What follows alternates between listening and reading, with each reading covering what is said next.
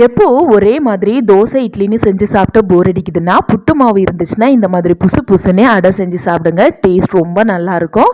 இதை செய்கிறதுக்கு ஒரு பாத்திரத்தில் 2.5 கப் அளவுக்கு புட்டு மாவு சேர்த்துக்கோங்க. கூடவே கொஞ்சமாக உப்பையும் சேர்த்துட்டு நல்லா விட்டு 2 கப் அளவுக்கு சுடுதண்ணியும் சேர்த்து நல்லா விட்டு மூடி போட்டுட்டு ஆற விட்டுடுங்க. இப்போ மிக்சி ஜாரில் 1 கப்பு தேங்காய், 10லேருந்து 15 சின்ன உள்ளி, 1 டீஸ்பூன் சீரகம், 1 டீஸ்பூன் பெருஞ்சீரகம் சேர்த்து கொரகொரப்பாக அரைச்சிட்டு ரெடி பண்ணி வச்சுருக்க மாவு கூட சேர்த்து நல்லா விடுங்க. கூடவே 1 ஸ்பூன் நெய்யும் சேர்த்து நல்லா விட்டு தேவைப்பட்டுச்சுன்னா லைட்டாக தண்ணி தெளித்து விரவிக்கோங்க. மாவோட பக்குவம் இந்த அளவுக்கு கொஞ்சம் தளத்தமாக இருக்கிற மாதிரி விரவிக்கோங்க. இப்போ பட்டர் ஷீட் இல்லைன்னா வாழை இலையில் லைட்டாக எண்ணெயை தடவிக்கோங்க.